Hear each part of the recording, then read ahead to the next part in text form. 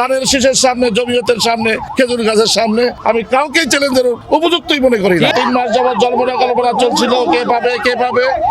আলহামদুলিল্লাহ আজকে সেই জল্পনা শেষ হয়েছে, জল্পনা কল্পনা, এবং বিজয় আসবে, ধানের শীষের বিজয় আসবে খেজুর গাছের ইনশাআল্লাহ। বিএনপির বিজয় হবে, জমিয়তের বিজয় হবে ইনশাআল্লাহ। আমরা যারা এখানে আছি প্রত্যেকেই নিজ নিজ জায়গা থেকে এই নিউজটা সব জায়গায় পৌঁছাবো যে এইখানে কোনো বিভক্তির কোনো প্রশ্নই নাই।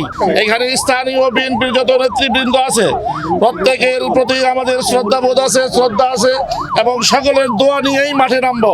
আজকে প্রথম দিন আসলাম, সালাম জানালাম, এখন তাদের কাছ থেকে ইনশাআল্লাহ দোয়া নিব, তাদেরকে সাথে নিয়ে মাঠে ময়দানে ইনশাআল্লাহ চষে বেড়াবো এবং ভোটারদের দ্বারে দ্বারে বসবো। আপনাদের সহযোগিতা কামনা করছি। কেন্দ্র তার নির্দেশনা যথাসময়ে জানায় দেবে।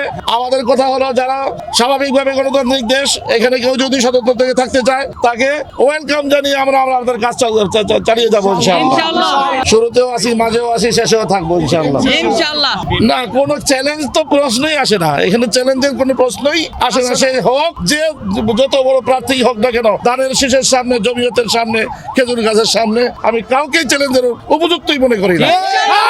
হ্যাঁ, অবশ্যই দল থেকে ব্যবস্থা নেবে, দল তার কাজ করবে, কিন্তু আমরা সাধুবাদ জানাবো তাদের। গণতান্ত্রিক দেশ, যে কোনো নাগরিক সে কি স্বতন্ত্রভাবে নির্বাচন করতে পারে, বিধায় সেই জায়গা থেকে তাকে সেই সম্মানটুকু তিনি প্রাপ্য, এবং তার সাহস যোগানোর জন্য যা যা লাগে, সে তাকে সুবিধা করে দেওয়ার জন্য যা যা লাগে সবটাই আমরা করবো ইনশাআল্লাহ।